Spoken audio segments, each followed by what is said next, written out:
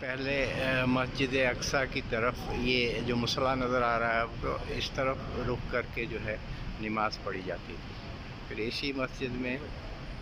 حکم ہوا حضور پاک صلی اللہ علیہ وسلم نے اپنا رخ چینج کر کے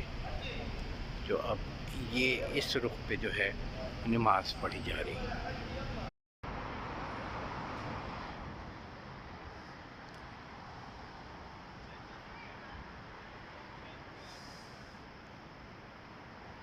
یہ وہ مسجد ہے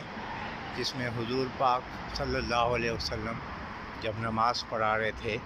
تو قبلہ کا رخ تبدیل کرنے کا حکم ملا تھا،